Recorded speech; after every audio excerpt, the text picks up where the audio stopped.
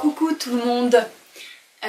Alors aujourd'hui j'aimerais partager avec vous une recette de cuisine que j'ai testée le week-end passé. C'était un chocolate coconut cream pie vegan.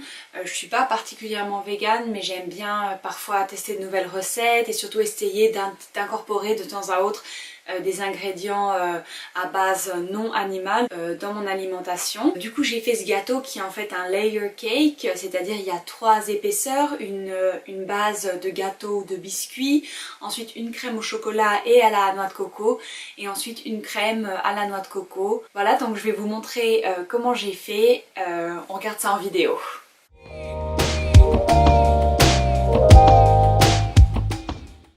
Alors on va commencer par la base de biscuits. Je vais prendre des flocons d'avoine que je vais mixer dans un mixeur. Je vous mettrai toutes les quantités encore dans la boîte de description ci-dessous.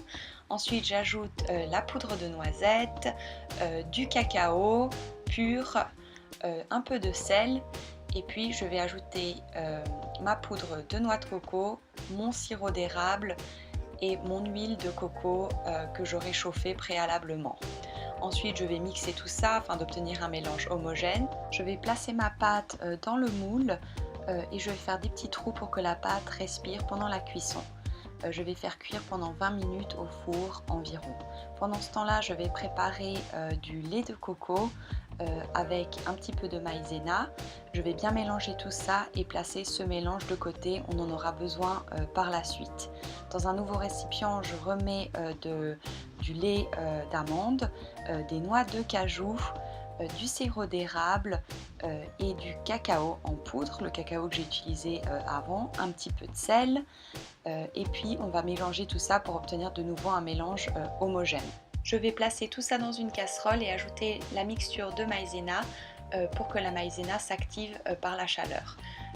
Ensuite, je vais encore ajouter de l'huile de coco dans le mélange pour avoir une belle texture et puis placer tout ça sur mon gâteau et finalement placer mon gâteau au froid pendant quelques heures. Je fais griller quelques flocons de coco, ça me servira de topping par la suite. Pour la dernière partie, le topping, je prends la partie la plus grasse du lait de coco, du sirop d'érable et de l'extrait de vanille et je mixe tout ça avec un batteur. Et voilà, c'est prêt. Bon appétit!